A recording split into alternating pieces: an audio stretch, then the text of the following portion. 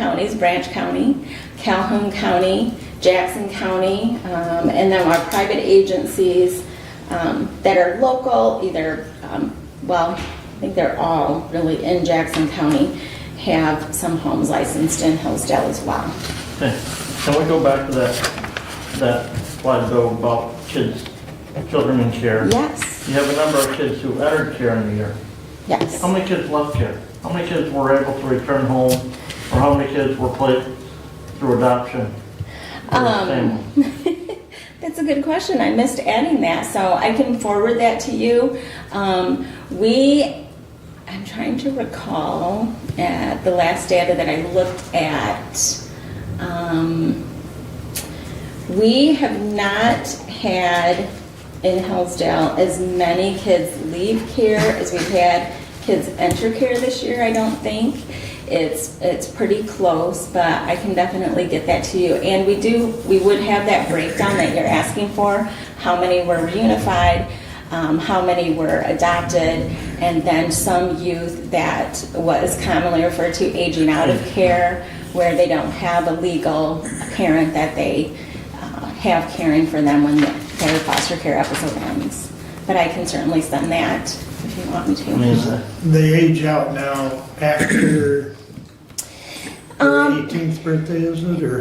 They can remain in care until 21 under voluntary agreement if they're in care without a legal family caring for them that they live with at the age of 18. So some of them, even after that, they may go back to a legal parent, but as long as they were in care at the age of 18, not living with a legal parent, then they can voluntarily remain until 21. And if somebody wants to become a foster care home, in addition to being able to provide that loving, caring home for a child, there's also some monetary compensation for that as well. Yes, we do provide a stipend, a daily amount that is for what we consider boarding care and then food. And part of that care term includes clothing, things like that. So that is not a lot. To be very open, it's not enough to cover what it costs to take care of a child or raise a child. But we do provide a stipend.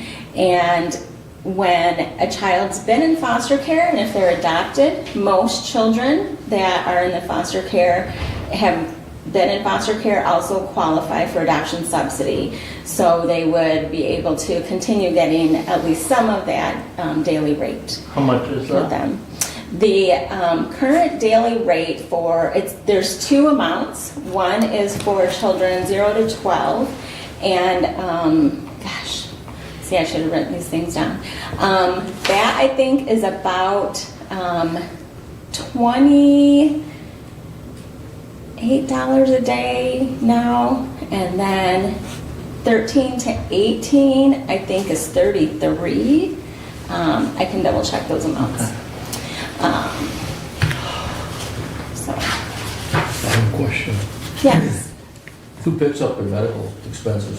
So all the children that are in out-of-home care placed with the department under the jurisdiction of the court qualify for Medicaid. Okay.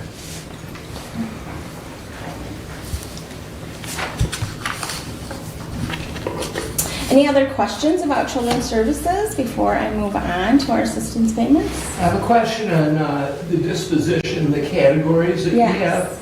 Could you explain, please, the differences and levels of 1, 2, and 3?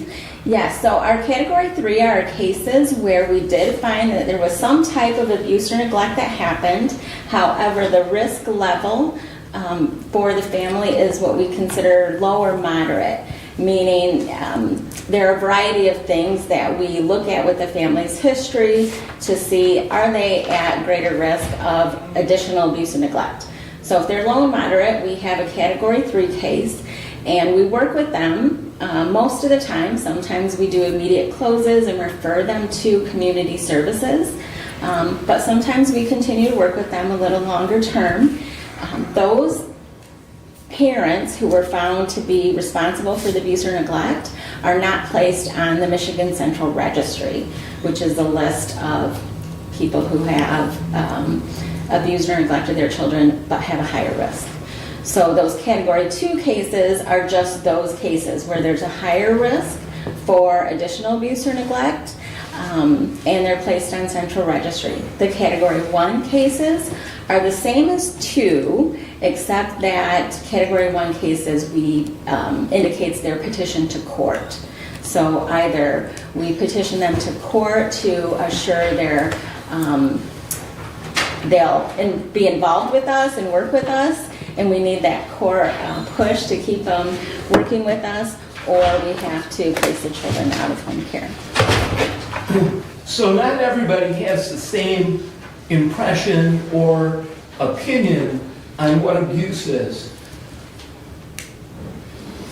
What are some examples that, if I think there's abuse, DHHS might say, well, that's not really abuse, it's rude. Yeah. What are some examples of levels of abuse that would really get your attention?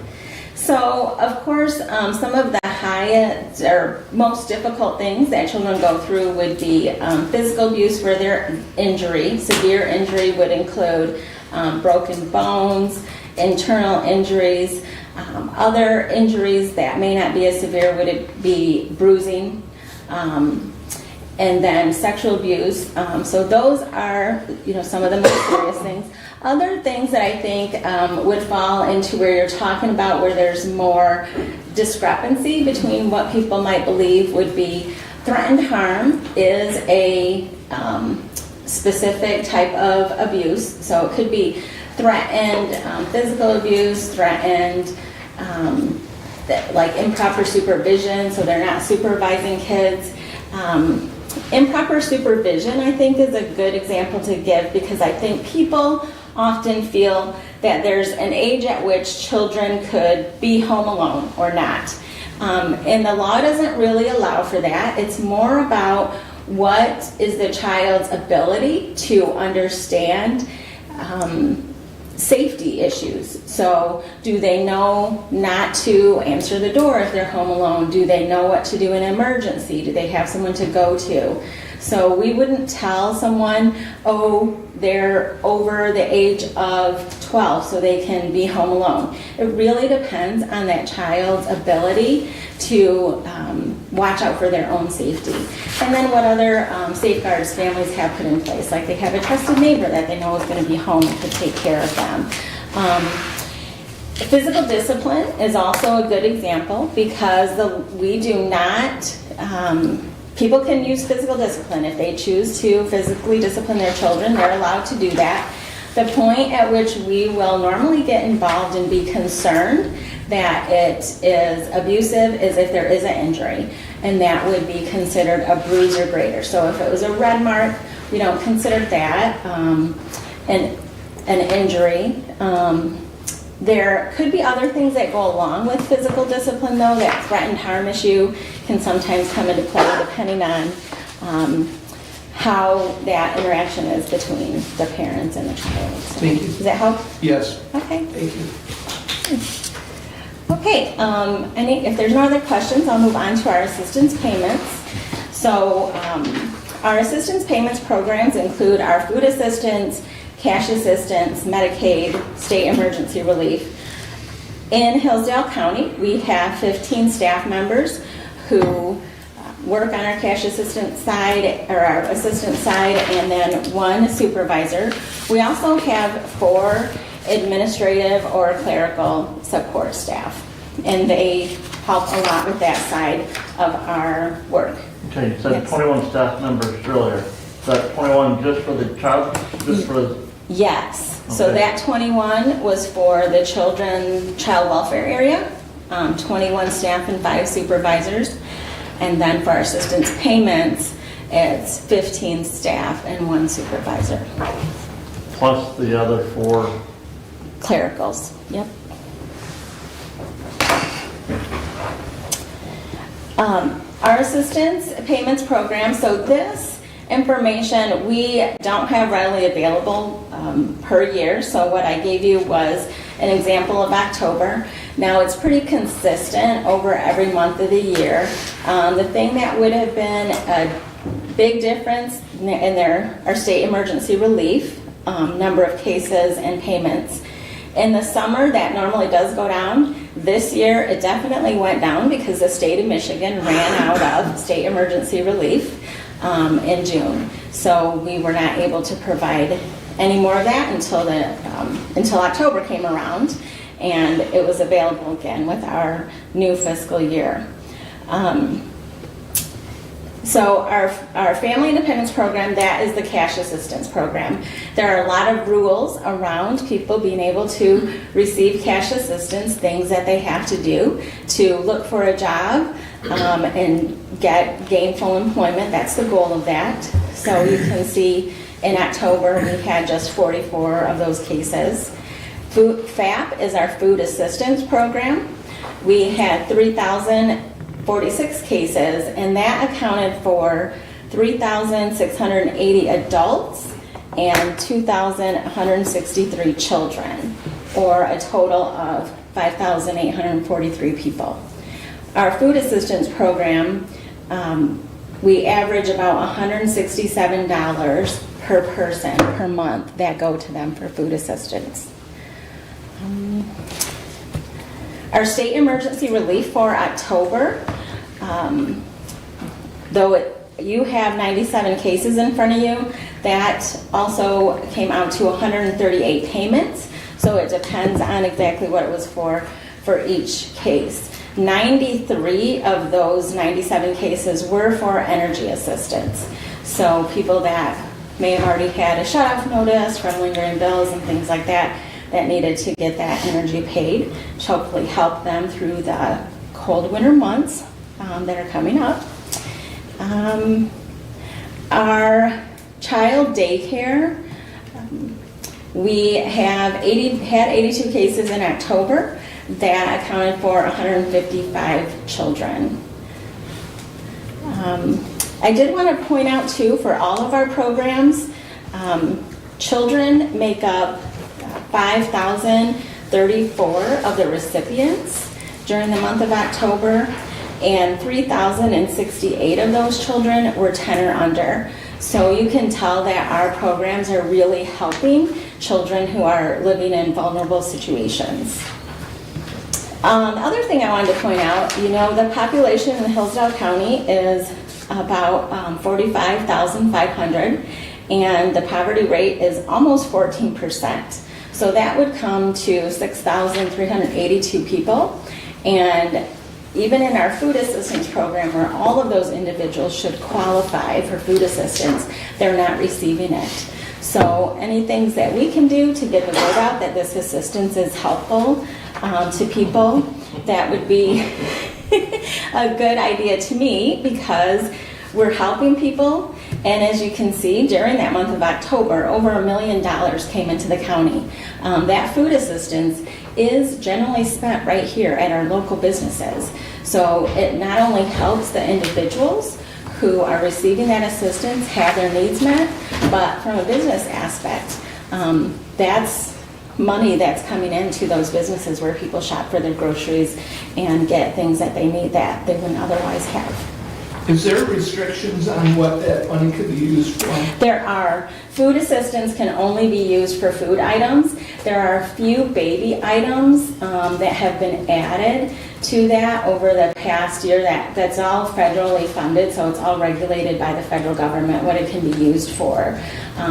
But the vast majority of food assistance can only be used for food.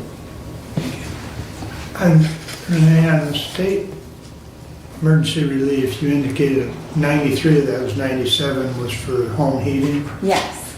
How many times can a individual be assisted? They could be assisted multiple times, but there's an amount cap during each fiscal year that they could receive. So it's pretty low. So most people, by the time they're coming to us to seek that, a lot of people are close to that cap. And we can divide, so like how I mentioned that we had 138 payments, There may be a payment for a shut-off notice, but then a payment for their current bill, something like that. So that's why there could be multiple payments made on the same case, or they may have already applied a couple times during the year. Okay. Not in this case, because October is the beginning of our year, so. Any other questions or comments? Any other questions from members? All right, I guess we're good. I will follow up with your questions and get the information back to you then. Oh, I do have a comment. Oh, go ahead. I'm sorry. The lease is coming up in 27, Yes. and I've been contacted and forwarded some information regarding the lease. I will be reaching out after the first year. We'll begin those discussions. Okay. Sounds good. We definitely, our central office in Lansing deals with that, but if you don't have the information, I can definitely help get you in contact with the right people. Thanks so much. All right. Thank Thanks, you. Renee. Yeah, and that follow-up information, if you want to just send it to Abe, then he can send it to everyone. So, appreciate it. All right, moving right along. Mr. Brad, you're up first, it looks like. Man, right out of the gate. Get to me. Quick big cab. Well, I don't have any action items for you, so get right on to my report. As of last evening, we have received 2 applications for our open emergency management position. That position has been posted, and once we get past the closing date on that, we will then look at those and make some recommendations to further move forward with the interviews. The intent would be that we would screen those, the management personnel would screen those, and then bring to the full board some candidates to interview for that position, because the hiring position is that of the boards. Commissioner Wiley and I met with Eric Woody, who is the government relations person from Comcast, on the 20th. We discussed our next rollout from the feds of rural high-speed fiber grants, which will be coming next year. Comcast will be holding a cybersecurity event for local government units on December the 10th in Plymouth, Michigan. It begins at 12:30. I believe that if you attend in person, there is a lunch component that goes with that. There's both an in-person and a virtual option on that. And I can forward the email to the rest of our fellow commissioners. Mark and I were sent that email, but I did forward that on to all of you. And please, if you would, share that with your local units, because cybersecurity, we've all heard events of local units that have had issues with that. So it's not something just that affects us at the county level, but basically everyone within government. And that is a free event, so if there would be interest, please take advantage of it. The 911 board met on the 20th. They are moving ahead with details for closing on the antenna site properties. Staffing has improved out there. They have one prior employee that had left for another position, decided to come back. They like dispatching better than that job opportunity. And they have another one who is getting close to being cut loose from the training program. Once that is done, they will be back to full staffing out there. The Ambulance Association met immediately following the 911 board meeting. Jim Stevens from Hudson EMS was elected as the new president of the Ambulance Association, as the current president, Keith O'Neill, has resigned from REU effective the 10th of December. Director Whitaker reviewed how calls will be dispatched under our new CAD program. Basically, this meeting the intent was to show what the new CAD program will look like to all of our ambulance agencies, how those resources will be allocated out to them. If a limited ALS unit, which would be an advanced EMT and a basic EMT, or 2 advanced EMTs, if that unit is placed on a call, it will be up to that crew to decide whether or not they would require the additional advanced life support skills of a paramedic. That decision will be up to them. However, under the way that licensing is configured in Michigan, that is considered an ALS unit, so that does provide the necessary ALS unit on that call. And based on the information that they would have on that dispatch, that LEMR unit can then make the decision if they would need some additional resources. Hopefully, that will then free up paramedic units so that if they are needed on another call with another BLS unit, that paramedic unit would not be tied up. We would not, in effect, have 3 units tied up on one call, so at worst case, we would have 2. The new dispatch software will also place first responder crew as the nearest transporting agency that actually has that territory.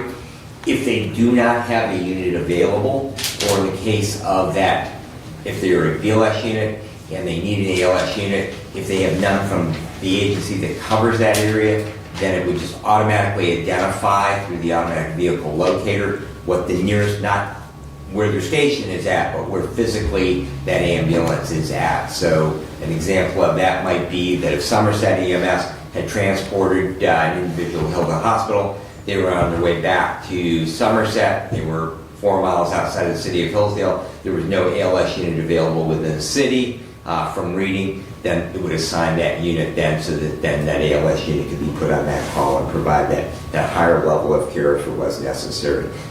So that software is moving along nicely. I think everyone got their questions answered on it, and we continue to move forward towards mid-April of next year when that will be going live. Last week, the sheriff and undersheriff expressed some concerns, both Commissioner Wiley and myself, regarding the rollout of the new warrant processing software. If you may recall that prosecutor-elect was Newski. She was here last, I think, April-ish, maybe 8 months ago, talking how she applied for a grant through the Prosecutors Association for that. She did receive that. However, the warrant processing software that our sheriff's department and the other law enforcement agencies in the county don't directly interface with that. So therefore, there is a module, an upgrade that we would have to pay for, and after spending a bunch of time reading through the email chain on that that's been going on for several months, the sheriff again and the undersheriff expressed their somewhat frustration that there's a cost of about $10,000 for that interface that they were being asked to cover the cost for. In reading through that, it looks like that there has been work through MSP to try and get that cost covered. I did meet with both current prosecutor Brady and Chief Assistant Prosecutor Wisniewski, and they are willing, if there is funding left in their budget from 2024, they are willing to apply any budget surplus they might have in the prosecutor's office towards covering at least as much as possible of the cost of doing that. But in looking at that, basically, the onus is on the prosecutor, at least reading through the email chain between the state police, the software vendor, sheriff and the undersheriff, and some of the other law enforcement agencies. It looks like that the need for that really needs to be covered by the prosecutor's office and to find a solution for that. So that will be one of those stay tuned things probably over the next 4 or 5 weeks, because we do need to be able to get that done by the first of the year. That's the drop dead date is January 1 to be able to input those. We did have a department heads meeting on November the 22nd. I was traveling to a class during that meeting, listening to it mobile, so I'm sure that Commissioner Wiley will have some highlights from that. And just lastly, I hope that each and every one of you have a blessed Thanksgiving with friends and family. And that concludes my report, unless there are questions. How much was that software that was purchased? I can't tell you what a total cost, because it was a grant from the prosecutor. I have not heard a value assigned to it. I don't know that we actually, because there's a vendor for it, Right. a uniform vendor from the state, so I believe that we didn't see any of the invoicing for that. The budget might know differently, but I am not aware that we actually had an actual cost, and I can't describe to you. I'm sorry, Commissioner. If you would like, I can find that out. I was just curious. Okay. How much it cost. Yeah. And the research that apparently wasn't done to see that it interfaces or doesn't interface.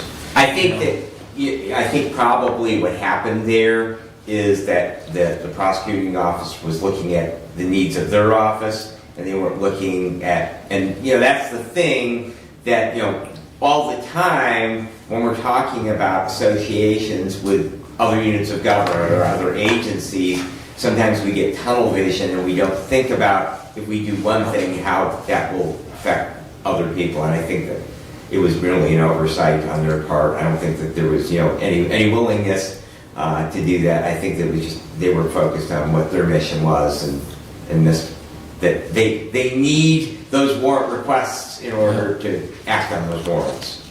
And the availability of the software plus the grant. Right. That would be the factors that, brought the software here. Yep.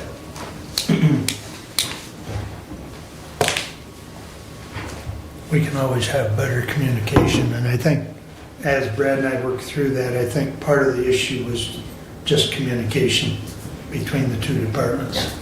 And now we're picking up the pieces, so. Anything else for Brad? Thank you. Doug? Thank you. I attended the EDP meeting by Zoom, and one interesting item came out of that meeting, at least one interesting item that I picked up was Hillsdale County is often described as a poor county. According to the U.S. Department of Human Health Services, Hillsdale County is ranked number 41 out of 83 counties. So they're right in the middle. And so that Hillsdale County is a poor county is not accurate. So it was asked by Sue Smith, actually, to spread that word that, Hillsdale County really, sometimes it's the perception that brings or does not bring economic growth to our area. And so the fact that we're in the middle bodes well, as opposed to being on the low end of that totem pole. I did meet with Parks, much discussion on a variety of topics. In particular, they did adjust the rental rates for the community center beginning January 1. They raised those rates slightly. For the Road Commission, a lot of information coming out of the Road Commission. They have completed the second round of mowing. Currently, they're working on the shoulders, and the trucks are being switched over for winter prep. Salt barns are full, and the countywide pavement marking is complete. Bun Road did have some chip seal that failed from 2023, and that will be redone in 2025 to bring that back up to par. And Michigan Asphalt, which does the asphalt in our area, closes on November 28th. So the asphalt season is about to end. I attended City Council on Monday night. They had swearing in of new new council persons. Jacob Bruns from Ward 1, Matthew Bentley from Ward 2, Bob Flynn from Ward 3, and Robert Soha from Ward 4. They also had an election of Mayor Pro Tem. Josh Palladino will be the Mayor Pro Tem, and he will fulfill the remaining 2 years as acting mayor, since Adam Stockford is moving out of the city of Hillsdale and has resigned as mayor. In the manager's comments, he did announce that the library has free movie night every third Wednesday of each month. I attended Michigan Works Southeast last Wednesday, the consortium meeting. They approved certain resolutions. They increased purchasing threshold to align with the state of Michigan from $10,000 to $25,000. They approved supplemental funds for food assistance, employment and training, and also added the deputy director, Misty Shelters, as signer to CNB account.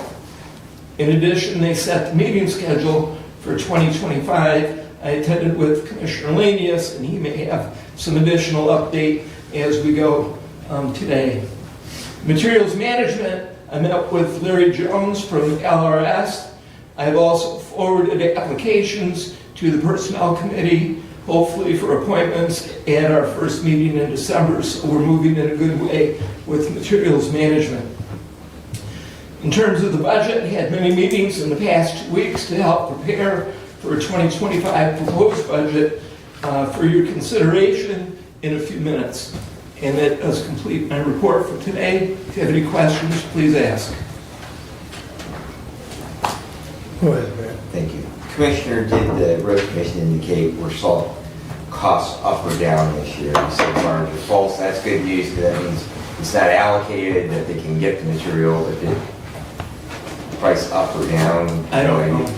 No idea? No, I don't Okay, know. no.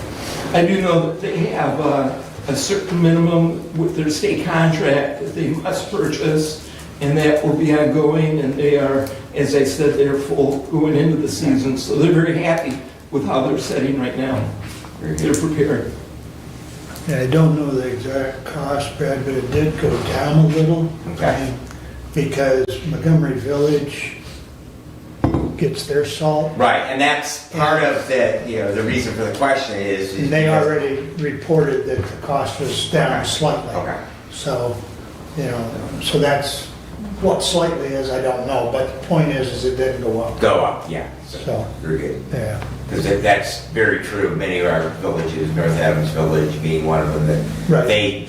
they vendor salt from those larger, they don't Correct. have the storage capacity for large amounts, so they have to haul. Right, because, well, the county's got storage in Camden.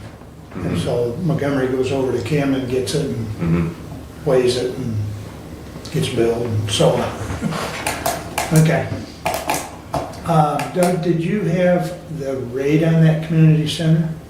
That you said they adjusted They're the rate published, on the road commission webpage? yes, Okay. And if you're interested in renting that, you just call the office and, at the road commission, yes. correct? Yes. Okay, thank you. Any other questions for Doug? Hearing none.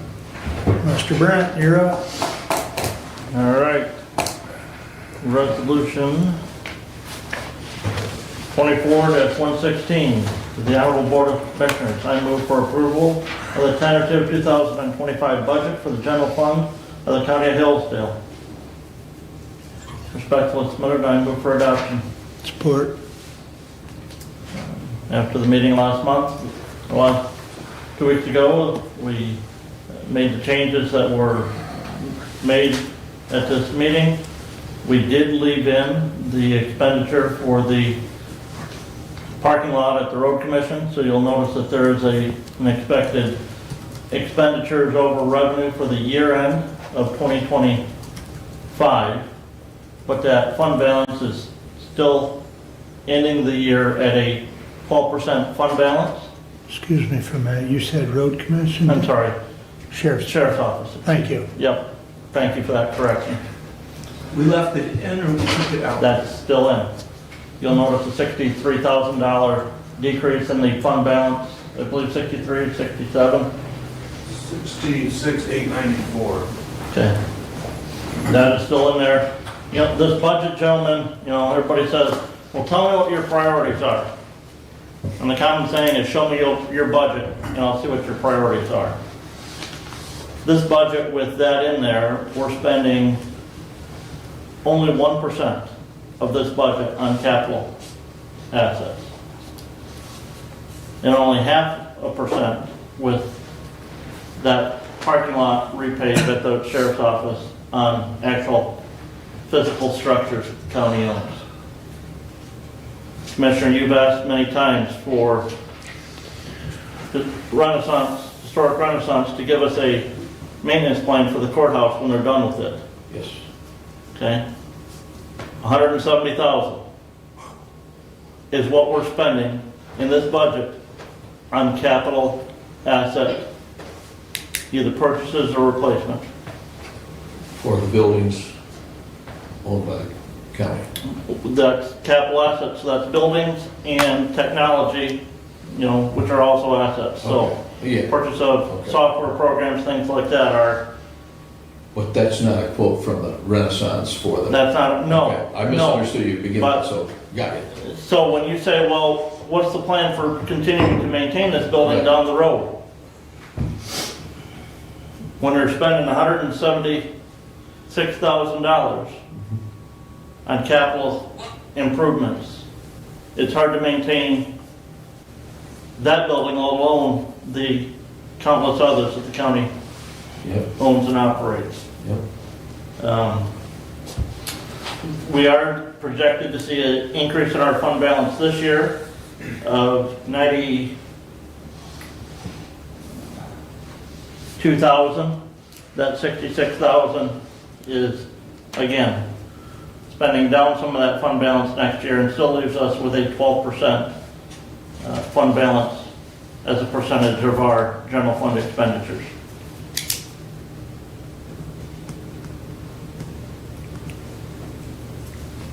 I saw Derek walk in with a bundle of printed Yeah. material.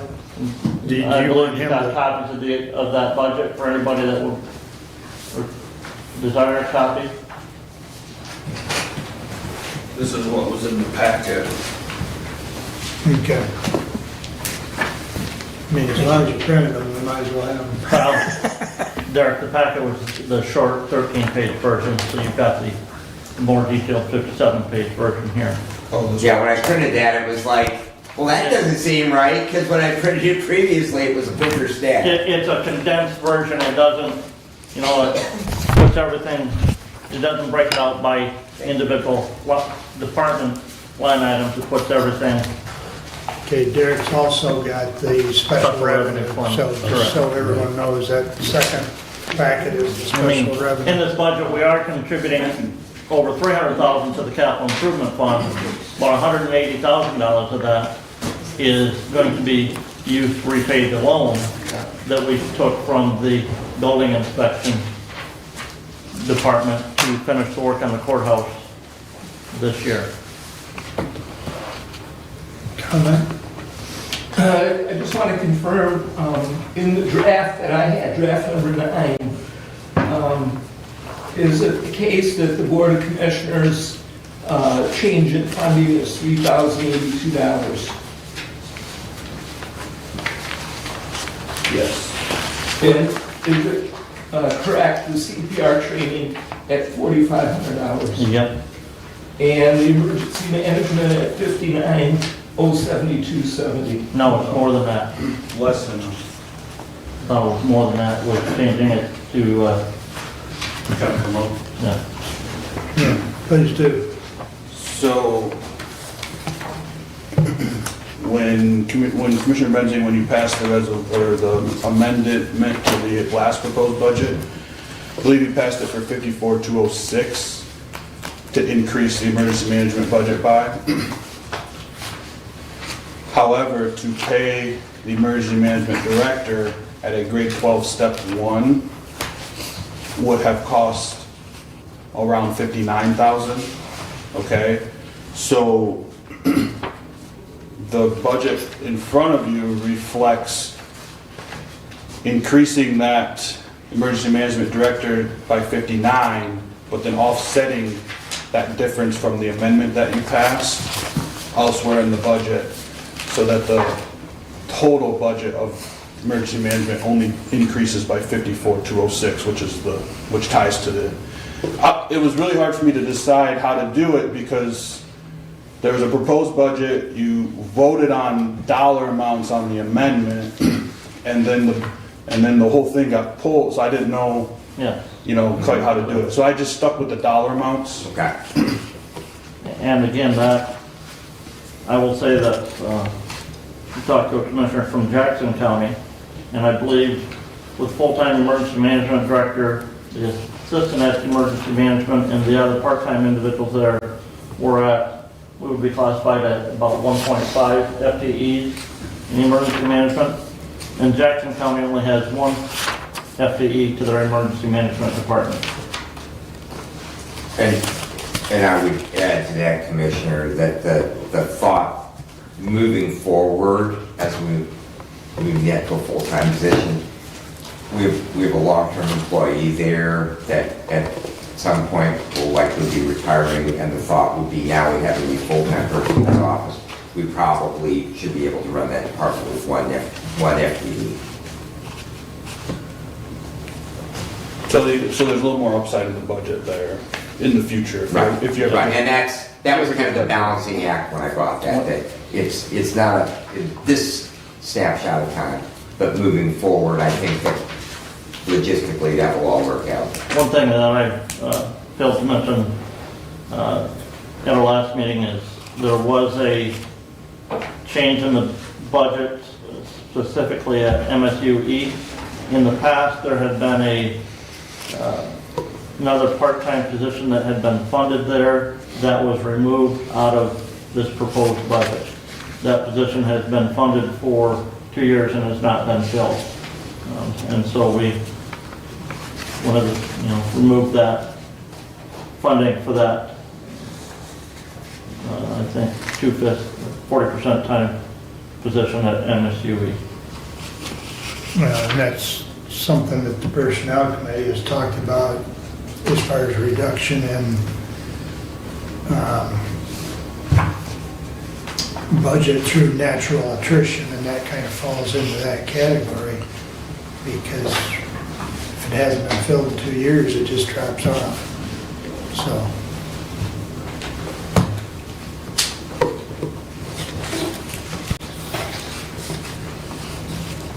Any other, go ahead, Doug. A few more questions. Yep. Confirming that parks is included at 1240, 1240. $1,240. No, it's 41,240.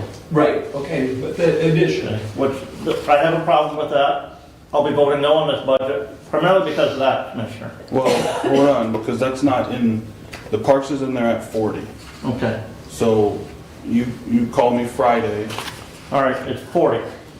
3 years ago, we increased the park budget from 30,000 to 40,000. Commissioner, if I may, what page is that, please? That would be on the, particularly page 50. Appropriations transfers out, so that's going to be, so I guess I have another question. okay. Well, let's finish this one first, if Yeah. I may. No, it's in here, 41,240, Derek. Oh, it is? I Yeah. thought I took it out. What page, please? It's on page 54. Thank you. Yeah, and that would be my question. All right. The budget that we have in our packet is different than the budget that we have here? It shouldn't be. No, Yeah. the total. So the 4120, 240 is in the budget then, to my understanding. And to continue, the equalization had a change in funding of 4335. That's in the budget, correct? And when the MERS retirement was added, change in funding, 5,770 and 30 cents, correct? And then in this budget that I'm looking at, the sheriff's parking lot was a deduction of 73,000. It should, can I see your copy, Brent? The paper copy? Yes, please.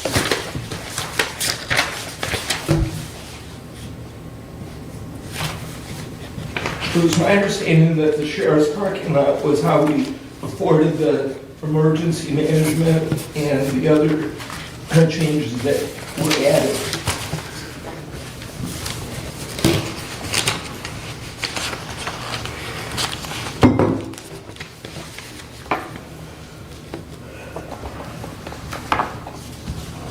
So that, I mean, that is the case in this budget in front of me. As we've gone through this process, with the differing of opinions of the budget committee, I have about 100 different versions of this thing. But what's in the packet seems to be including removing the funding Yeah. for the. No, in the package, there's no funding for the park. There's no increased funding for the park. The 40,000 is an increase of 10,000 over what the park's got in 20, and that's what's in the packet, in 21 and 22. I thought you just said you found 41,240. It's in that paper copy, but- it's not, which is not the final copy. So my paper copy doesn't match what's in the packet. I printed the wrong version. And what's in the packet does reflect the funding for the, we either start spending money on buildings and property that we own, or it's gonna cost us more long-term. This budget, again, projects a increase for our fund balance this year, but spending down of that fund balance next year. The Parks Commissioner has seen an increase of $10,000 in the last 2 years over what they had gotten prior to that. You said today that they just made a decision to increase their rental rate at the community center. That was discussed back in the budgeting meeting, and it was never conveyed that they were going to do that. So just to be clear, what's in the packet? Is what we're voting on. And that includes funding the jail parking lot, correct? Yes, And how much for the parks? 40,000. 40,000 for the parks. And that would be on page 13. Also in special revenue, page 3 of 54.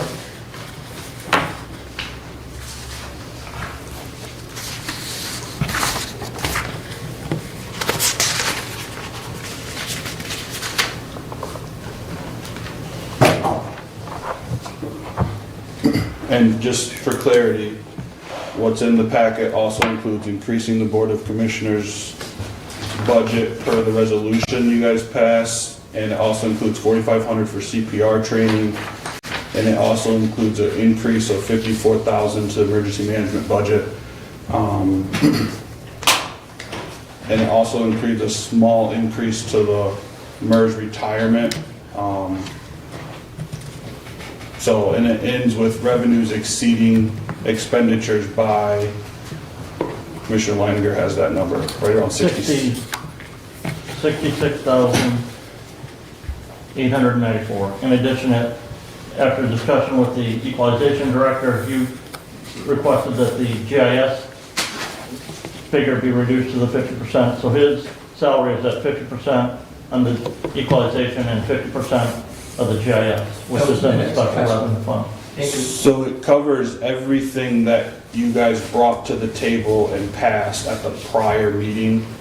But it still includes funding for some capital assets. If we take that $73,000 out, now we're down to 0.5% on maintenance, and that's just for technology purposes. That's not really anything for physical So facilities. one other thing I'd like to add, so this is my 11th or 12th budget. I think one other time we've passed a budget where revenues exceeded or were less than expenses, one other time. At the end of that year, I believe we still increased our fund balance.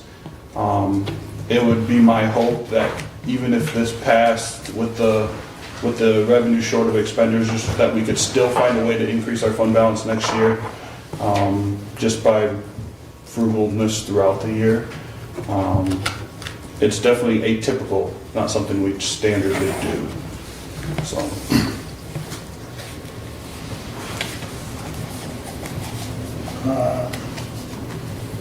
I think we all, after the last meeting, I can't find it right now, but we got an email, I know at least Brad and I did, I thought everyone, but I can't find it, reference to CPR training. The youth home staff out there is required to have that, correct? Correct. So some of that money that we've procured for CPR training will be utilized to train those individuals, correct? Well, I believe they have a line item that's already being paid out of. Okay. So there would be additional, and I would like to I did stop down and thank Jess for forwarding that along.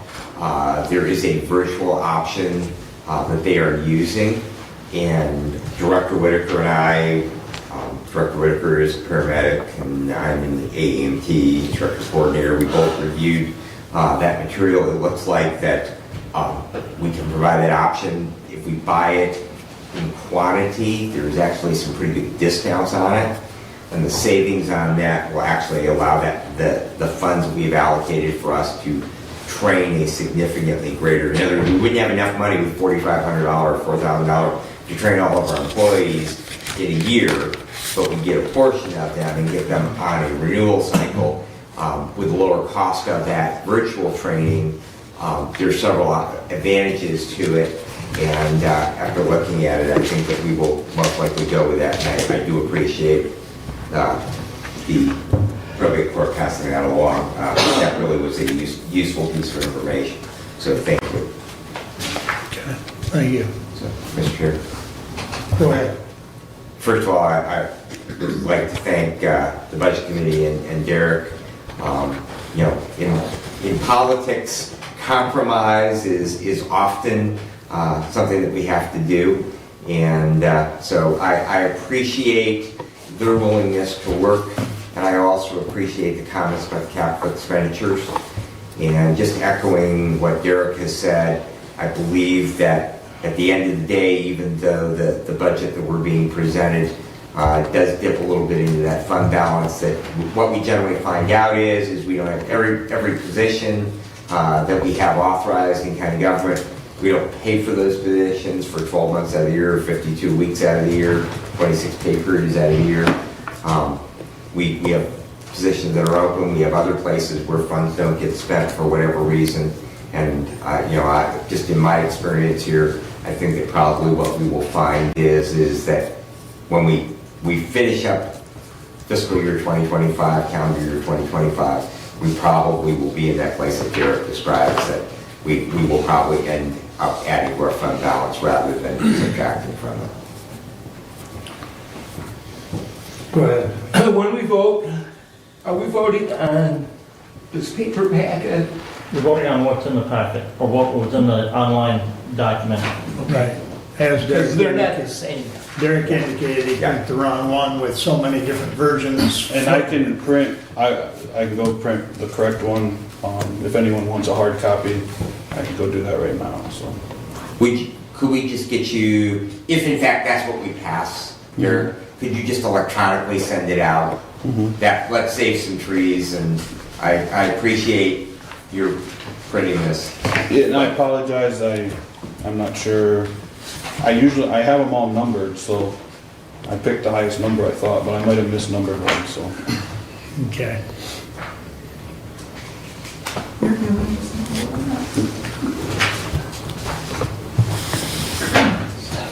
I think we've got, I'm all set.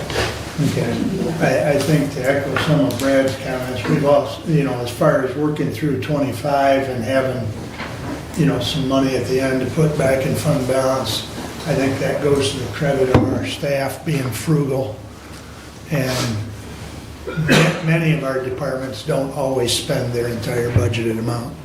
So I commend our staff on that. So, is there any other comments or questions on the tentative budget that is in the packet? We will do a roll call. Commissioner Lanius. Yes. Commissioner Wiley. Yes. Commissioner Benton. Yes. Commissioner Leininger. Yes. Commissioner Ingalls. Yes. Passes 5-0. Thank you, Budget Committee. I would like to thank the Budget Committee myself.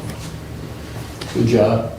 Thanks. A lot of work, a lot of frustration. I understand. And again, this is a tentative budget.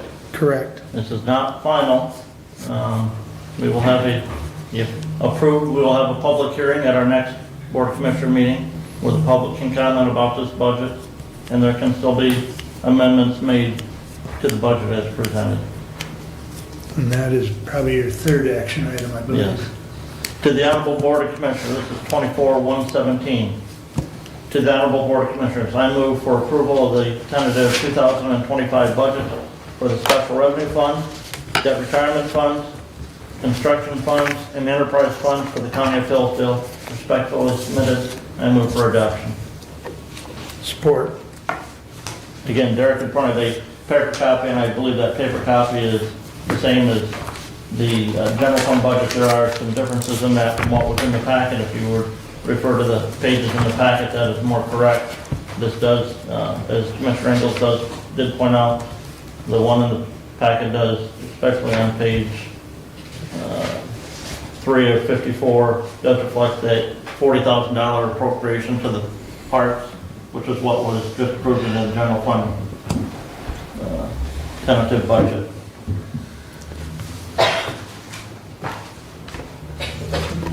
What was that you were pointing out, Brent? On page, if you look, Page 3. comparing page 3, Yeah, which should be the 208 County Park, right, okay, you'll see the appropriation transfer in. On the far right side is 40,000. right. If you looked at it on the paper copy that Derek gave you, it's 41,240. Thank you for that clarification. So once again, what we're approving tentatively is the one that's in the, It's in the packet, yes. correct. Bond fund. No, we'll have to add that later. All right. I just asked Mr.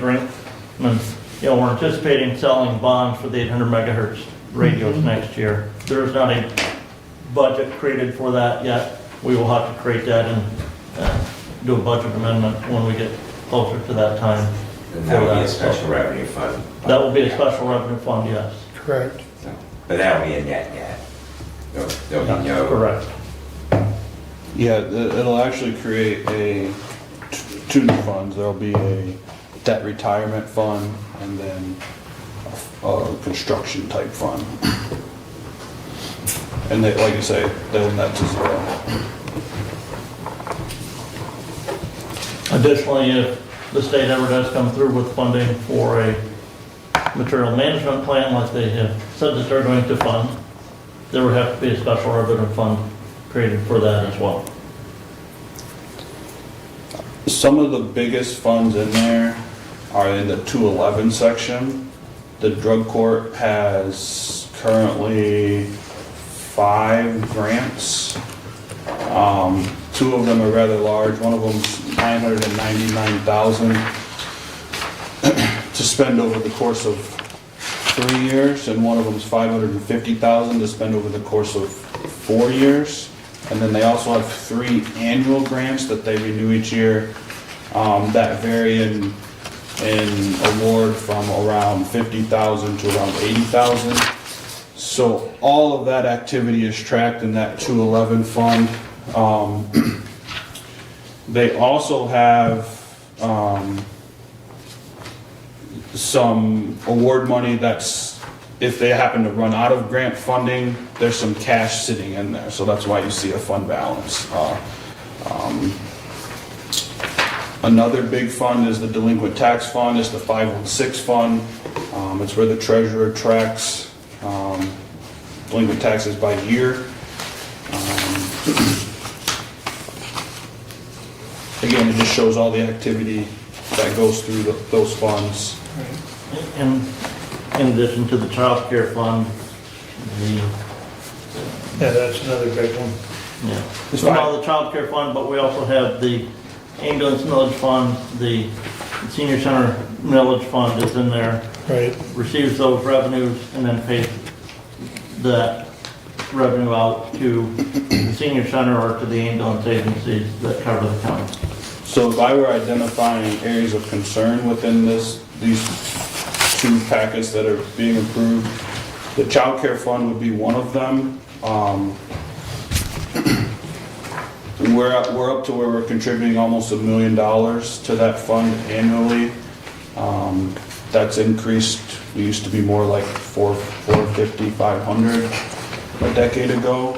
Now some of that is because of increased activity, but also some of it is because they found they have been provided more ways to pay for more things. So there's several employees within the probate office who are either partially or fully funded by the child care fund that didn't used to be. So the child care fund gets bigger, but the state reimburses us for a portion of that. That said, there are some variable expenses that if they come up, they have to pay. There's been times where we've had to make extra contributions to the child care fund because we didn't have the funding there to fund it. So that one's always one that concerns me. Workman's comp is always one that concerns me. What number is that 260 maybe? No, that's indigent defense. 263 is CPO. 267 maybe? Workman's comp up until this point has always been self-funded, meaning we put money into a fund and then we use that money to pay claims as they come up. I am working on a quote to bring to the board that would allow us to move to a fully funded plan.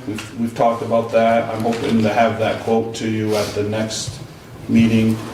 I think our budget as it is can handle either variety. So if we end up not being able to go to the fully funded art budget, we'll still be able to work. Those would be my biggest areas of, and then capital improvements always, you know. We own quite a few buildings, quite a few parking lots. Childcare was 292, right? Yeah, no, I was, the work comp fund, that Derek was talking about, is one that I was looking at. And when we look at that quote and consider changing to a fully funded work comp proposal, which will be buying an insurance policy from an insurance company and going away from the self-funded option. We do that with the understanding that there will still be an obligation that we'll have with Broadspire, who is the agency that currently administers and handles our workers' compensation fund for many years to come, as there's current open claims that they will continue to administer, and we'll have to pay them for that administration throughout the entirety of that process. As well as the cost of those claims. As well as the cost of those claims, yes. But, you know, one of the concerns that we've had is currently we have a general fund employee injured, not sheriff's department. Our exposure on any injury, there's $500,000 for any one claim, and if it's a sheriff's deputy, it's $750,000. And we've seen that twice over the last 6 years, where we've had two different $500,000 liabilities because of just two incidences. Right. But the tentative budget that we just approved is Well, for the insurance plan. The special revenue fund budget that is before us today is where that is budgeted for the insurance policy. Okay. The fully funded insurance policy. Okay. So we'll see a resolution next meeting that will be shifting from Broadspire. Now, keep in mind, we've got the liabilities that we still have to deal with through Broadspire, but the resolution will be addressing us entering into an agreement with a provider that will eliminate that liability. Yes. It'll just be the cost of the premium. That liability will not go away though till December 31. Correct, correct. And then we've got approximately 10 years that we have the liability to pay out on the current claims. You need to add a few more years to that. Okay, But we do have give or take, a fund balance in our self-insurance fund, correct. and we will continue to put money in there in advance as much as we can, while paying the premium on the fully funded. Right, right. Okay. Derek, approximately how many special revenue funds? It seems like I can remember there being 70 or more pages. So over the course of time, we've been able to get rid of some. Is that not a correct statement? Some of it is the chart of accounts change that happened, where Okay. we've combined a few funds. Okay. Some of it's we've gotten rid of some stale funds. Okay. Some of it, some programs have went away that we don't have to do budgets for anymore.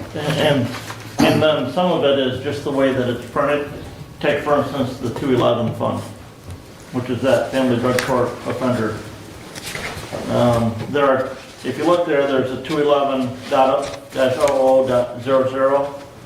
There's the 299, 299.01, 299.02, 299.03, 299.05. Those are separate sub-funds underneath that 211 fund, so if you wanted to see them separately, you could have those on separate pages. Right. In the In a old, conservation method, combine them together, put them on one page, so they all fall underneath that main 211. in the old chart of accounts, they were all separate funds. Right. So, same thing with the delinquent tax. In the old chart of accounts, every one of those 255.21.22.23, those were all separate funds. So they all had a page break. Okay. So really, I think this used to be more like 90 pages. Okay. But because of some of that stuff, we've had programs go away. Prosecutors used to do a program for DHS that had a fund that's went away. And then, like I say, there were some stale accounts just sitting here, some stale construction funds from 10 years ago that had 96 cents in it. We've been able to clean some of that stuff up. Now, I guess that was my point. You worked at cleaning it up, but I wasn't taking into account some of the change in the chart. No, the way it was. I don't like the chart of account change, just because our BSA software wasn't able to fully utilize it the way I thought it would. But that is what it is. It is nice to have less pages, so. Sure. Save some trees, right, Brent? Saves on trees. Although they are a renewable resource. This is true. If you ever have a question on any of these funds, shoot me an email, give me a call, because there are like 40 some funds, different funds here. So.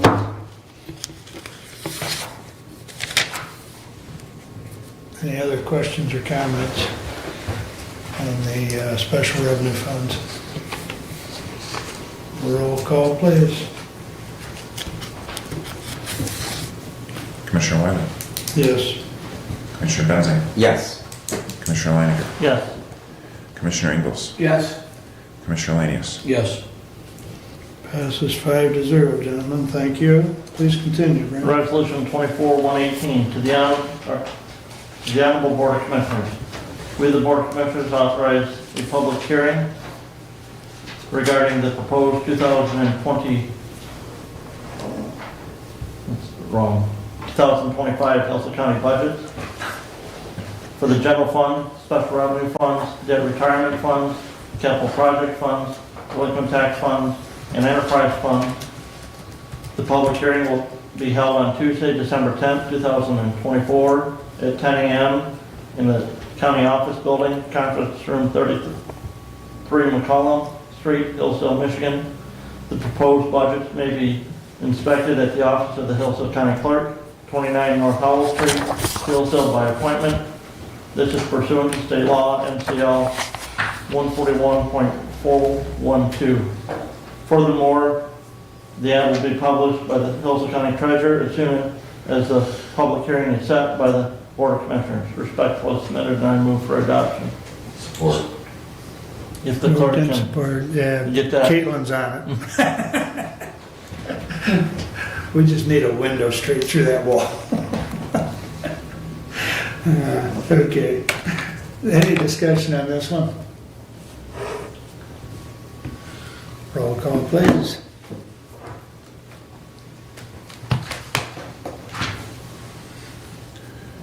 Commissioner Benzing, Yes. Commissioner Leininger, Yes. Commissioner Ingles, Yes. Commissioner Lanius, Yes. Commissioner Wiley. Passes 5-0. Thank you. Please continue, Brent. I'm sorry, was that a yes? I did not hear a yes. I thought I said yes. I don't know. Thank you. I noted the I'm same tired. thing, Commissioner. You just went into immediately approving the motion. How many days do you want that published before the meeting? I would publish it now, yeah, Yeah. as soon as you can get it in. Yeah. Right. Resolution 24-124 to the Honorable Board of Commissioners. We recommend Hillsdale County accept the proposal from Anderson Tackman Company, PLC, of Controle,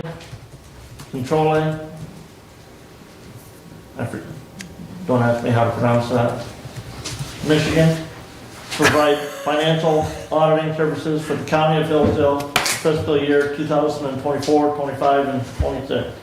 Respectfully submitted, may move for adoption.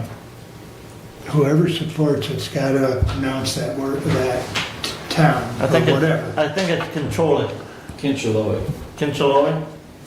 All right, Steve will Indian. support that then. I've been there, very big airport base. It's an Indian word. Yes, it is. It means we're lost. This is, I'm sorry. All right. Commissioner, Sino means revenge, though. earlier this year, we put out a request for proposal for auditing services. You can see the proposals that we received there in the packet, the pricing on those. There's an email also there from Mr. Ringman as to why he's recommending Anderson Tackman and his concerns with the one proposal essentially not building in enough hours to take care of a proper audit of the county.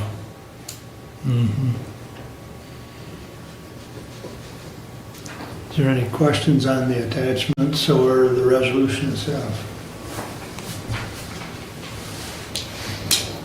Hearing none, we'll do a roll call on 124. Commissioner Leininger, Yes. Commissioner Ingalls, Yes. Commissioner Lanius, Yes. Commissioner Wiley, Yes. Commissioner Benzane, Yes. Passes 5-0. Please continue, Brad. There's Resolution 24-126 to the Honorable Board of Commissioners. We authorize Hillsdale County Finance Manager to sign the attached proposal from ADP to provide various payroll services to Hillsdale County. Respectfully submitted, and I move for adoption. Support. Moved and supported. Is there any discussion on that and or the attachment?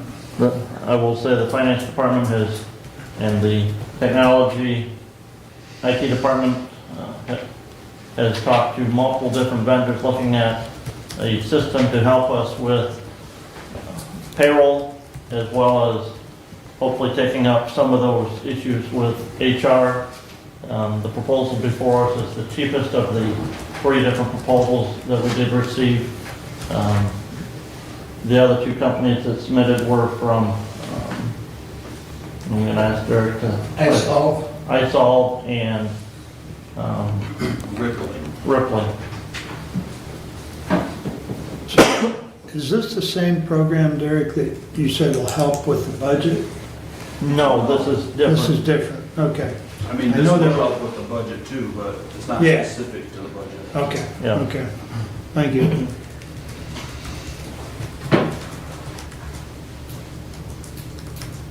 Okay, any, Doug? Does this include the AP as well? AP none of them looked at AP per se. No.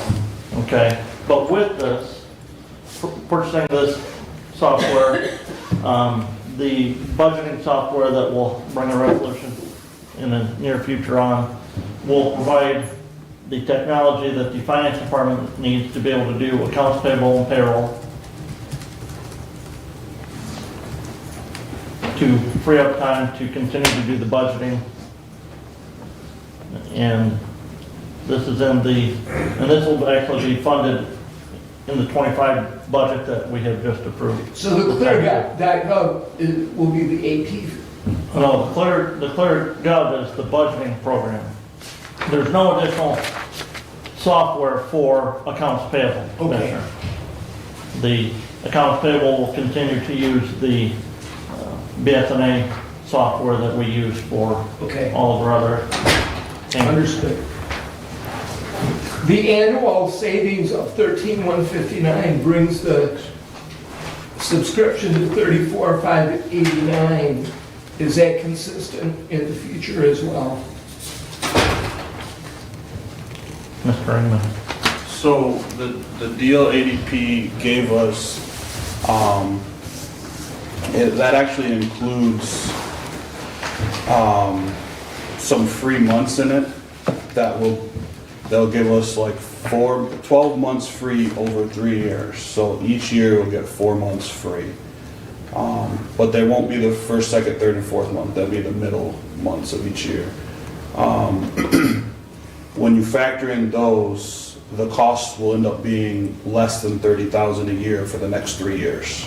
So 25, 26, 27, it'll come to less than 30 a year, which ended up being the cheapest quote that we received.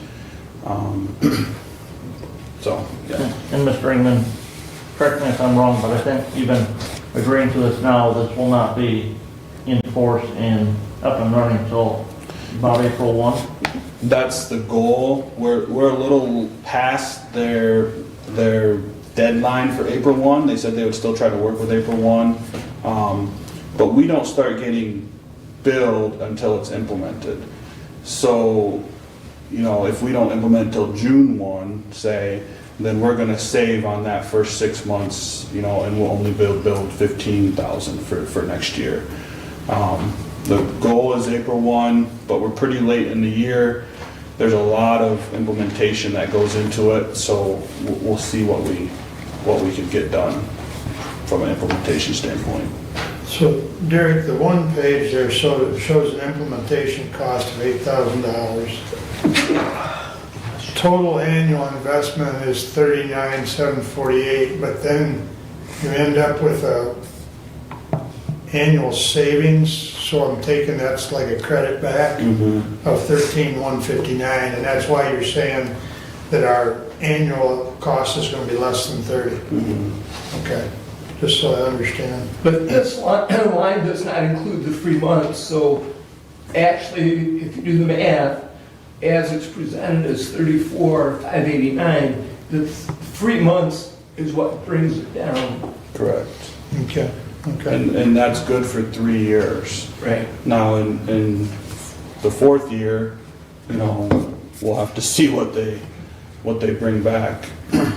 Well, the fourth year would just basically be any upgrades and renewing the software contract, right? Yeah, but we don't know what the price is. Yeah. Now, one thing I talked to IT Director Holcomb about was making sure that any of the data we have on ADP, we can recover it all should we decide to leave them. It's important that we have that in writing somewhere or another. So that's kind of one of the things I would make sure was in place before we actually signed the agreement. That was one of his concerns, so. Right. Okay. Anything else on the payroll resolution 126? Roll call, please. Commissioner Ingles, Yes. Commissioner Lanius, Yes. Commissioner Wiley, Yes. Commissioner Benzing, Yes. Commissioner Leininger. Yes. Passes 5-0. Please continue. Had an issue brought to our attention by a representative from State Representative Andrew Fink's office regarding a campground inspection that occurred in the county of Hillsdale. Been working with the health officer and her staff, and I think we've got that issue taken care of. But It was, could you say that, what was had the an issue regarding a campground inspection Oh, in the county that was done through the health office, but the family that owns the campground reached out to Representative Fink's office, and they contacted me, and I think we've got that issue taken care of. I know the health officer is working diligently with staff to make sure that they meet with every manager, property owner when they do an inspection to make sure that they know that they're there, that they're doing the inspection, and then get a proper sign off on that inspection report when they're done. this would have been an issue from when the campground was inspected earlier in the summer so that it could be open. Well, the campgrounds are inspected when they're open, Correct. not prior to opening. Correct. And apparently there was an issue discovered with the inspection in 2023, but the campground was never made aware of such issue. Okay. And the same issue came up in '24. Can't fix what you don't know about, right? That's exactly right. Right. Um,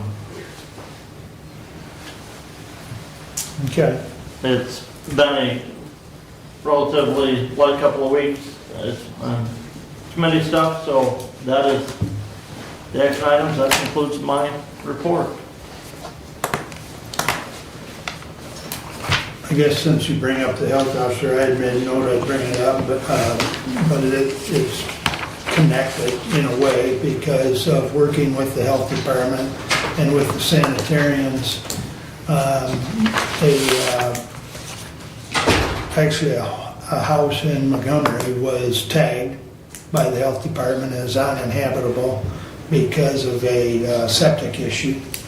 And when I was down in Montgomery Village, they expressed some concern over the way it was, not necessarily just the health department, but there was a lot of complications. The husband and wife were getting divorced. I mean, and then there was some other occupants, and it was not a simple solution, but by contacting the health officer and then the sanitarians getting involved, that situation is resolved. But I guess my message is to the rest of you is either work through our commissioners that are on the health department or call the health officer directly, because some of our villages sometimes need assistance in those areas. Well, and I would say in that regard, probably don't start with the health officer. Start with the sanitarians. That's, And then the director of environmental health, and then to the health officer if need be. good point. But they're all connected in a way because of the sanitarians are the ones doing the campground inspections. Yep. But I do know we have new staff in Hillsdale. And we have a new director of that department. For the three counties. For the three overall. Yeah. Yeah. Who is that, by the way? Just a minute, I'll get you that name.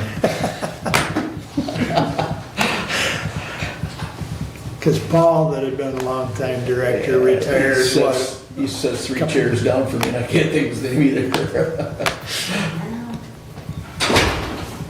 Paul retired, what, 2 months ago or some such? Yeah, just 2 months ago. Joe Frazier. Yeah. Say again? Joe Frazier. Joe Frazier. See, we ought to be able to remember that. Yeah. Yeah.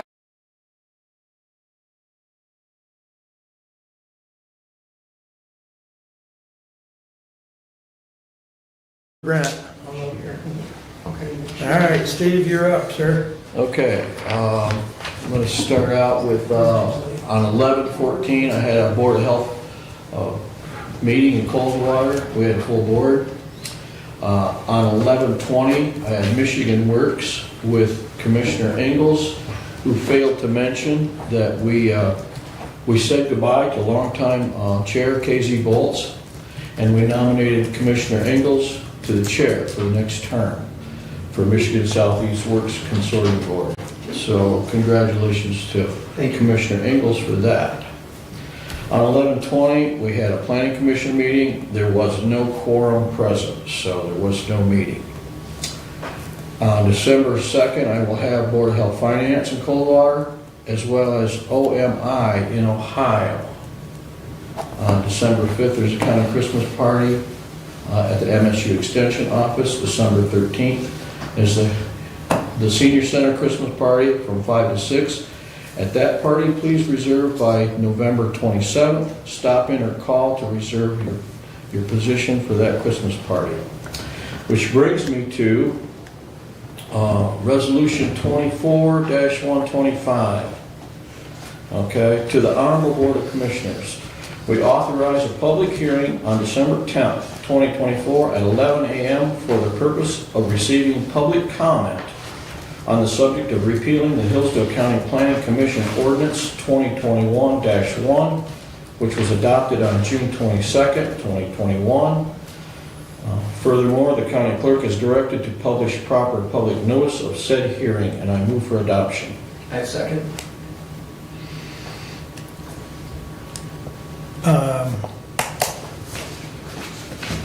Any discussion? You want to add anything, or? Well, I would just simply state that, in my opinion, and it's my opinion, that the planning commission has stalled out.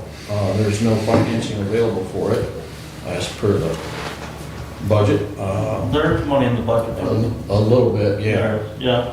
But I just don't think that the planning commission has a solid direction to go in. I believe they have stalled out.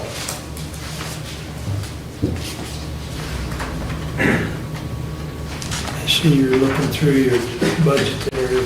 Well, you know,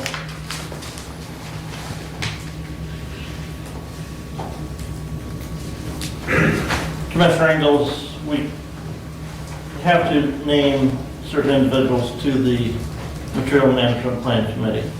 One of those has to be a person of the Regional Planning Authority.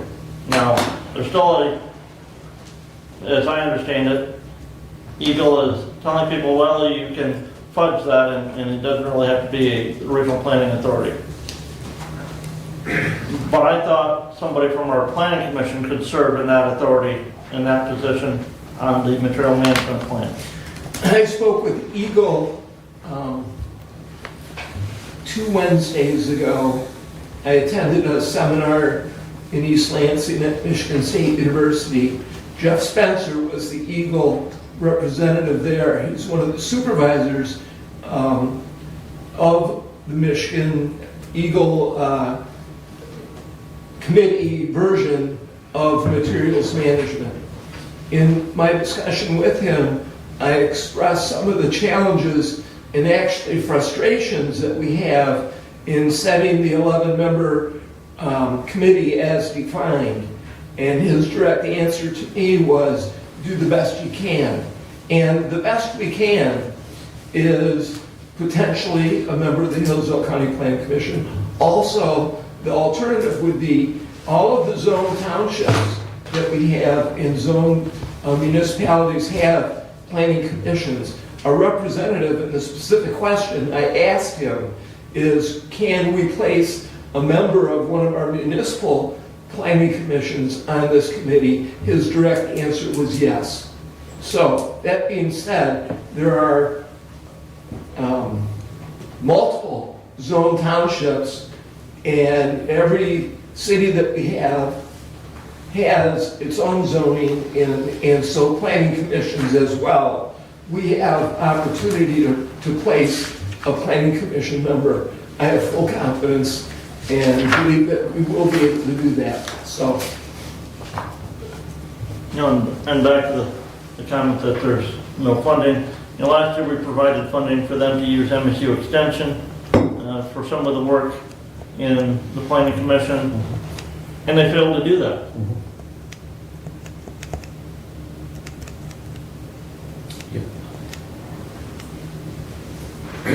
So that kind of supports his comment that they've stalled out. Mr. Chair. Sir, go ahead. So as a former planning commission member representing township government, former chair of the county planning commission, you know, we always struggle with meeting quorum. I can think of many times when we met at ISD where we would make phone calls and try to get 1 or 2 more people to come. The most recent meeting of the planning commission is just another example in a long list of examples that, you know, we struggle with that. One of the things that I advocated for was for us to fund paying some per diems for people's attendance with the thought, well, gee, if we at least gave them, enough incentive to drive into town to attend the meeting, they would. They haven't. Commissioner Lanius has worked diligently as our representative to that. They have adopted the idea of, okay, well, daytime meetings didn't work for everybody, and so we'll have some meetings at night. No change. I think that we have, as this body, have done everything possible to resuscitate the Hillsdale County Planning Commission. And, just to echo Commissioner Langer, that, we offer some services to them. We've offered multiple things. We've offered financial incentives. We've offered flexibility. And at the end of the day, that they've just run out of gas. And I think that now's the time to do this. So hopefully we can continue to move forward, but in order to repeal the ordinance, we need to have a public hearing. And so I will be supporting the motion. Thank you.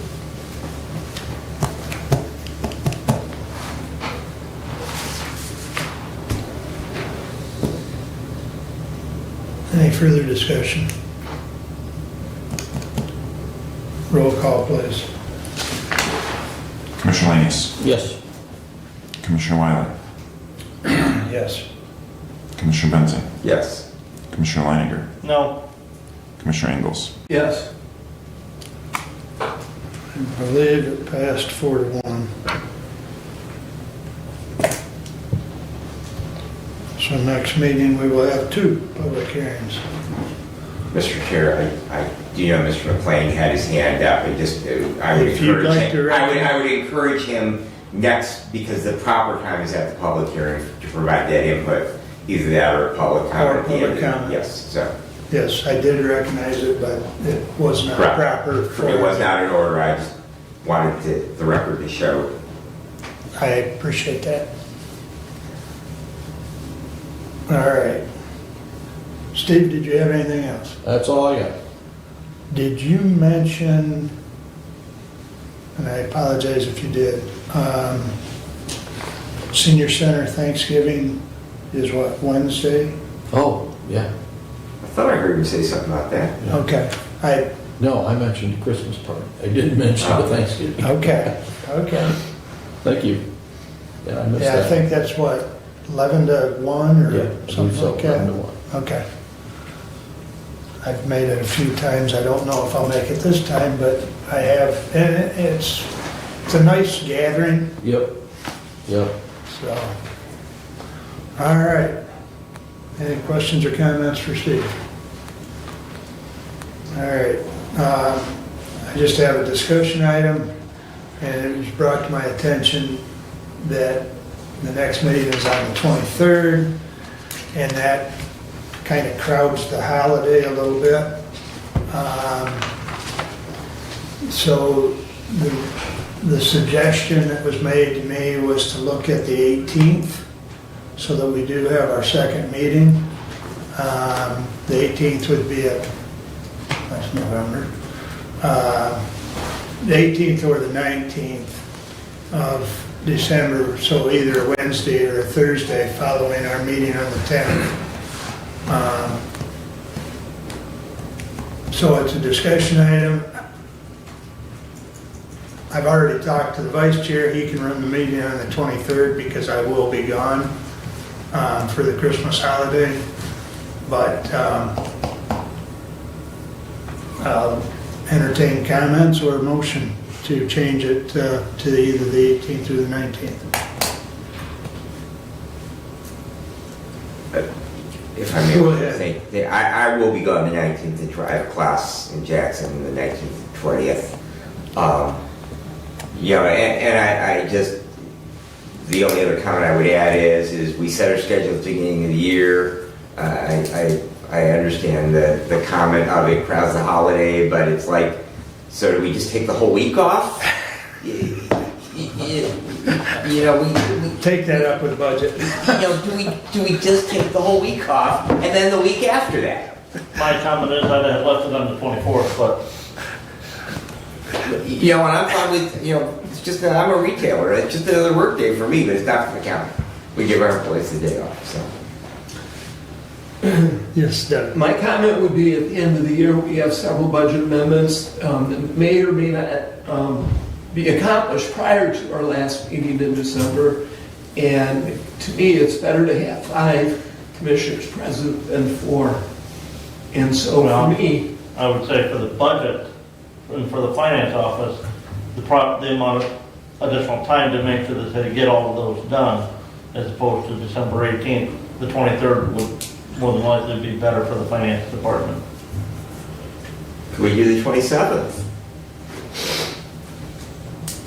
Makes no never mind to me, but I won't be back, so you're Okay. still down to 4. Okay.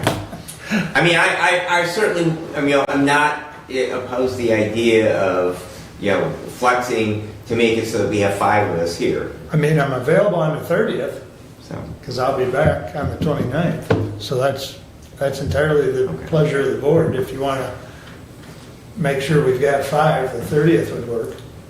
And, again, I'm fine with that. That would give, more than adequate time to, it just hasn't changed the, we have a crowded week because we're off on the 31st and we're off on the 1st, so. Right.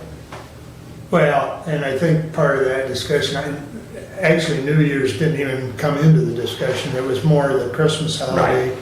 So- But, I mean, if it's the board's pleasure to change it to the 30th, I'm okay with that. I agree with the comment we made to schedule, earlier. Mhm. But it wouldn't be the first time Right. we've changed it, and that, to that point, it might give the finance committee, or finance office, I should say, more time if we were to kick it to the 30th, so. Well, I guess I would suggest, if we need a special meeting, we can do it on the 30th. Yep. But I would, Or we would just move the meeting from the 23rd to the 30th. It's, whatever the board, it's a discussion topic unless someone wants to make a motion. I would say that I can't guarantee that I'll be here that day. Who? I don't, me, on the You. 30th. Okay. So we'd still be at 4 commissioners, That's right. so. It's a busy time of the year. It is. And again, it just goes back to, we set a calendar and then we blow all of our calendars around, the dates that we set. Correct. I've got no heartburn, gentlemen, if it stays on the 23rd. So, Well, I do, because I have to run the meeting. oh well. you signed up for that.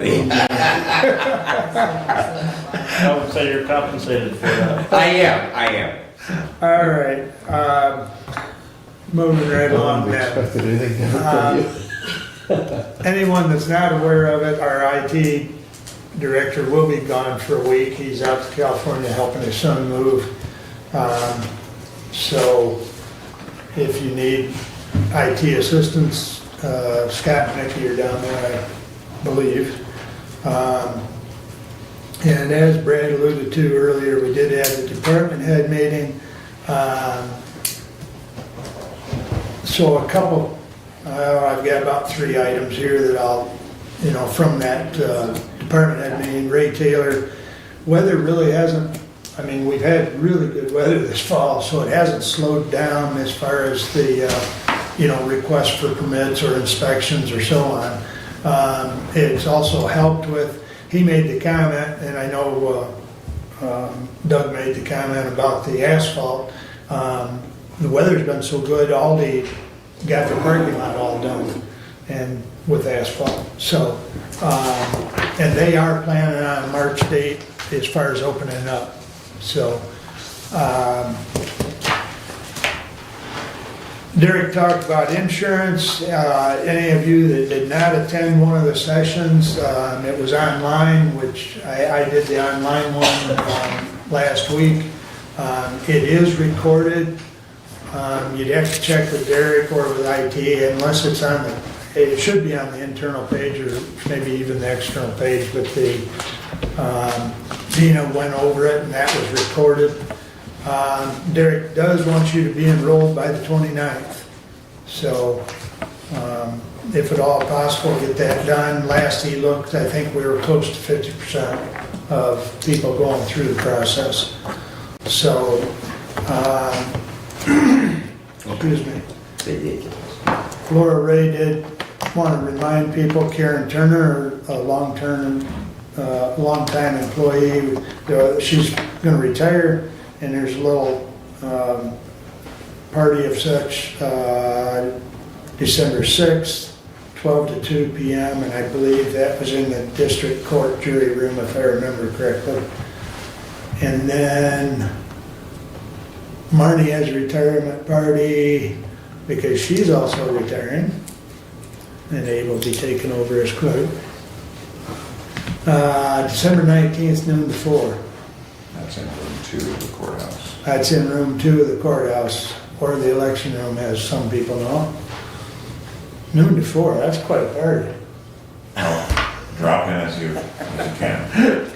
Okay. How much rent do we charge for the facilities? And, let's see, that's about all as far as the highlights on that. And there was a comment, maybe it was Bob, somebody commented about CAA, and I know Brad and I have talked about this in years. CAA, as far as Hillsdale and Jackson always Don't seems... forget Lenawee. Well, that's true, Lenawee, but it seems like we're the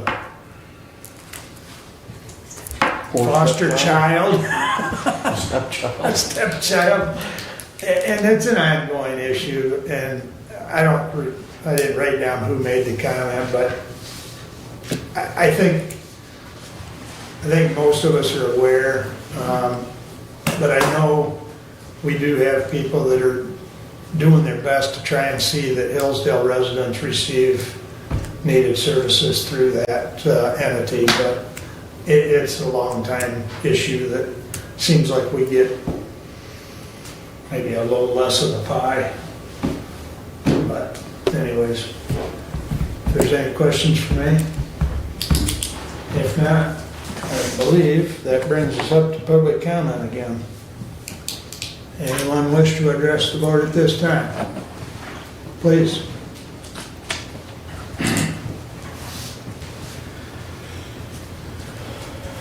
Jack McLean, I'm a member of the Planning Commission. Actually, we did have plans to spend the budget this year. We were gonna try to join Region 2.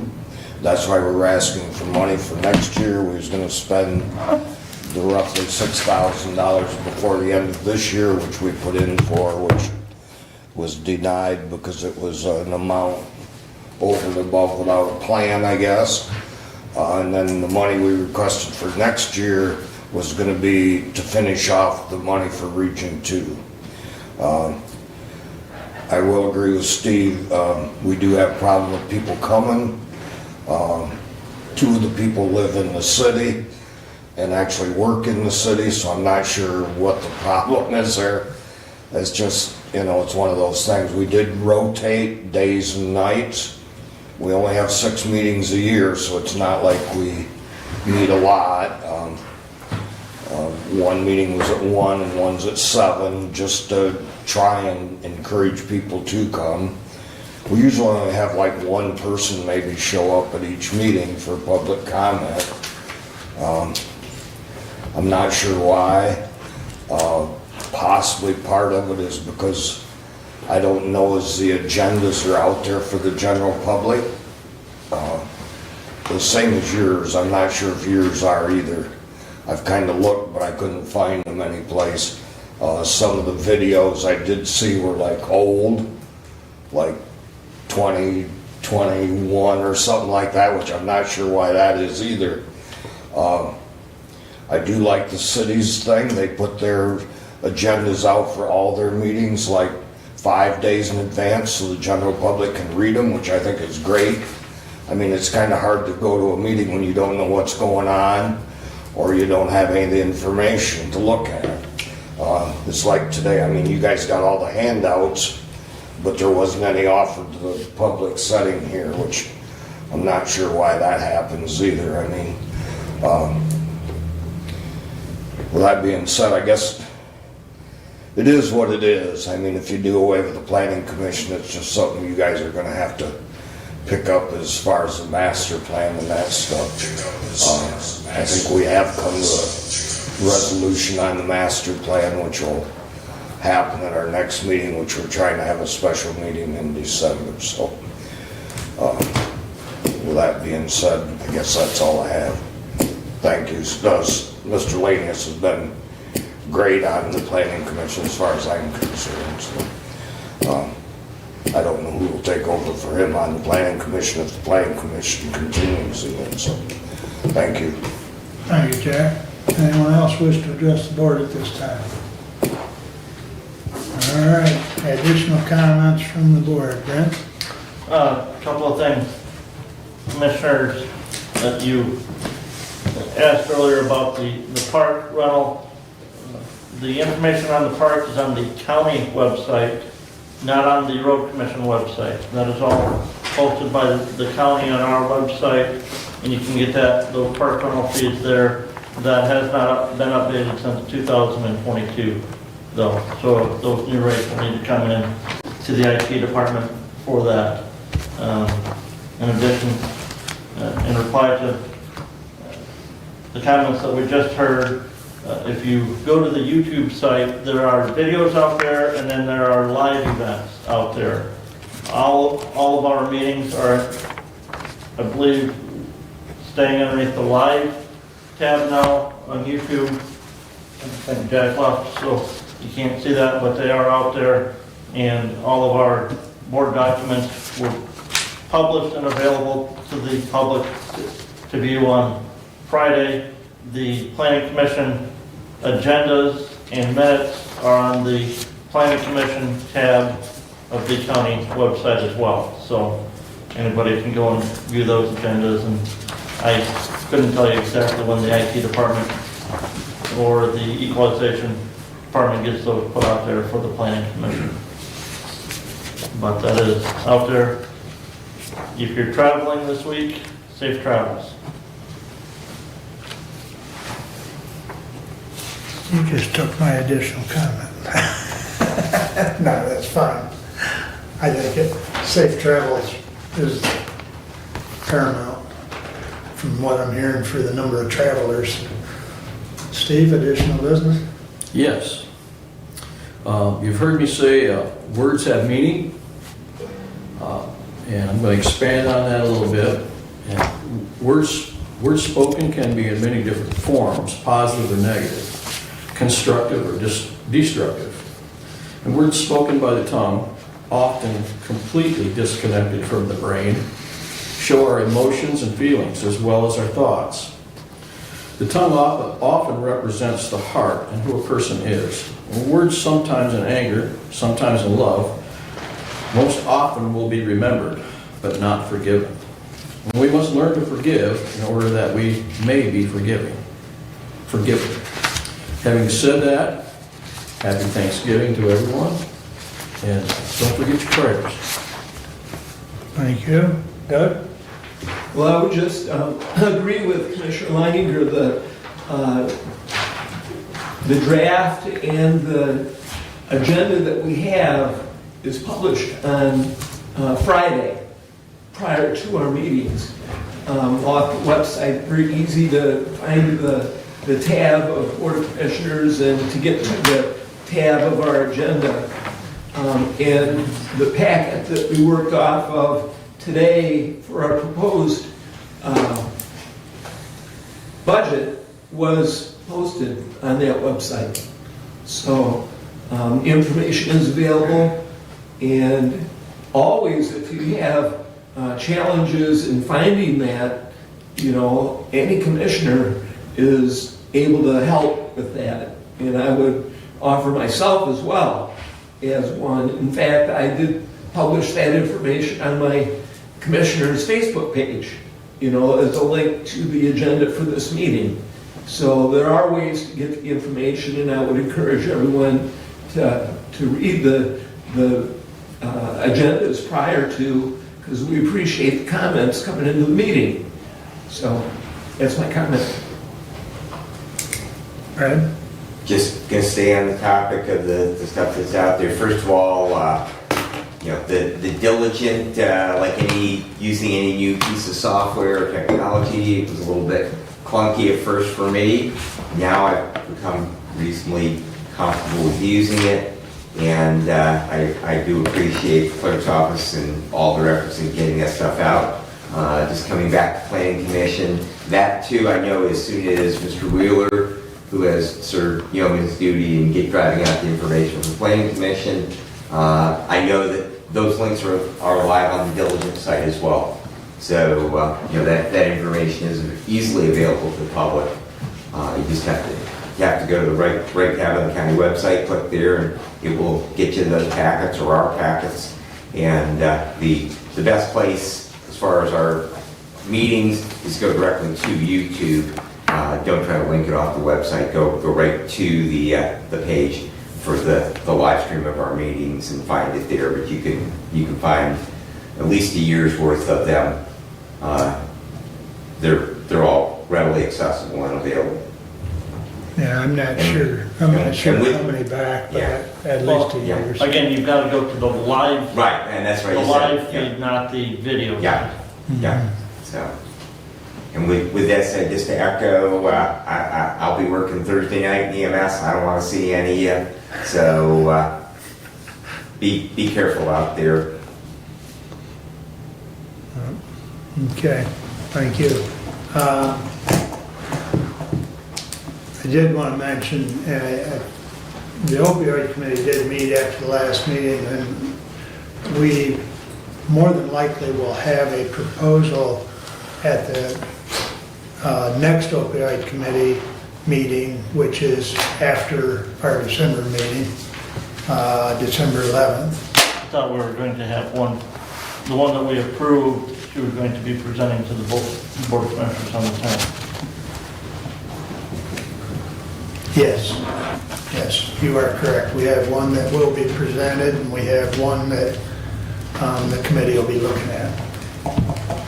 So, but yes, you are correct. Chris is supposed to have it ready for the 10th. I'll have to follow up with her because she wanted to get some information. She may have sent that to me. I'll have to look because she was going to send some stuff for everybody to look at ahead of time. And aside from that,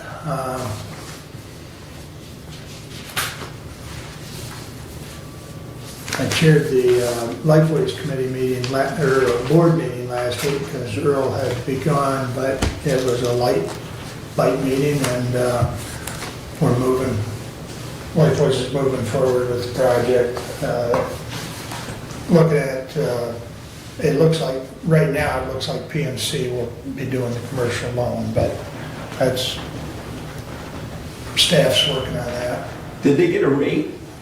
The last rate I saw on that, Doug, was around 7. So, I know rates have been coming down. I got another notification from Greenstone, which is a little different because it's my line of credit, but that came down another 0.5%. They notify members every time they do a reduction, so things are going in the right direction for a change. So, but anyways, aside from that, everybody have a happy Thanksgiving, and like Brad said, he doesn't want to see anybody in an ambulance, especially if they're drinking and driving, but you drive defensively and watch out for those that don't. So, but anyways, have a blessed Thanksgiving, and we are adjourned.